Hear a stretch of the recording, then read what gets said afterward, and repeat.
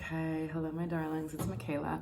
So I just wanted to make a super quick video pre-workout about the importance of strengthening your butt. And so I've talked about the aesthetic value and what you might want to do for that. I'll put a link for a video that I did about how to build your booty, a couple of them even. But the truth is, so yay to squats, deadlifts, lunges, but booty exercises to create this like sweet little shape are actually quite consequential to help with strength and stability. And so I thought about this the other day as I was working with a training client who's an older gentleman about how much the glutes affect our ability to lift our legs. And so often when we get older, people kind of do this like shuffly walk. And what I'm kind of putting together is that it's actually a function of their glutes not being strong and not working.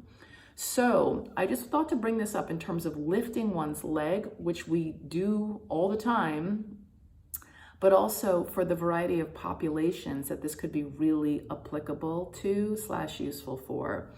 So runners, so my background in massage is something that would cause me to work with a lot of runners that were having psoas issues because essentially they were overusing their hip flexors, overusing their psoas muscles.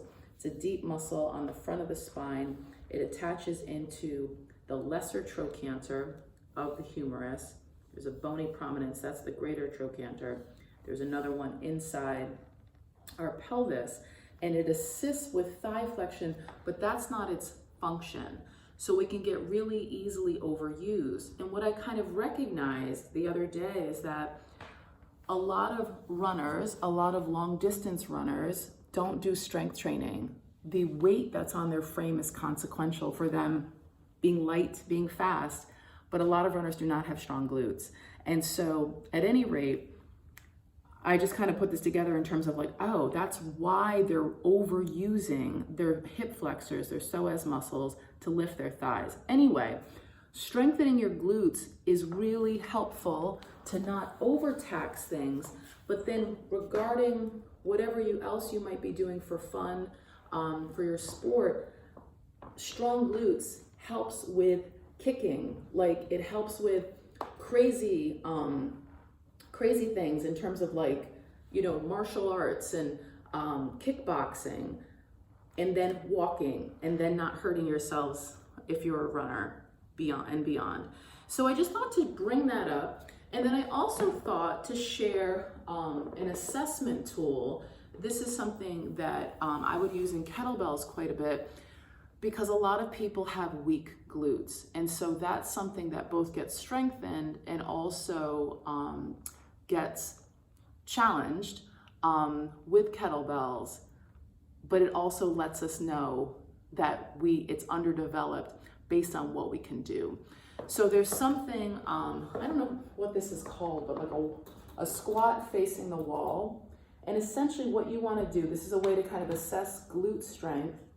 It'll also challenge the flexibility of your calves. But basically what you want to do is you want to stand pretty close to a wall, and then essentially you're going to squat low, not touch the wall, and stay steady.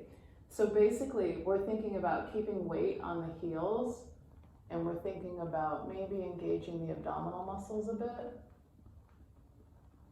And then we're definitely thinking about driving off the heels, engaging the butt, and squeezing it. All right, so yay for that being a tool of assessment, but the truth is if you can do that, that's so useful for such a variety of things. Being strong, being steady in big ranges of motion is highly advantageous, whether again, that's kind of recreationally or just, you know, making life and what we do in it easier. For performance, it's really useful. All right, so I'll attach that video or videos about glute strengthening, even for like itty bitty booty stuff. It helps, and especially a lot of us sit a lot at a computer and we have something called gluteal amnesia, which means that our glutes are weak and they actually don't even know how to fire. And what that means, meaning contract, and what that does is it predisposes us to be tighter here, more quad dominant, and to kind of perpetuate this position of being stronger and tighter on the front, weaker and looser on the back, and therefore having more pain, more dysfunction, and less ability because of the weakness on our backside. All right, so check it out. So good for looks, but also great for function. All right, that's it. Hope that was useful. Please be in touch for any reason. Hope you're having an amazing day. Love to all, and until next time.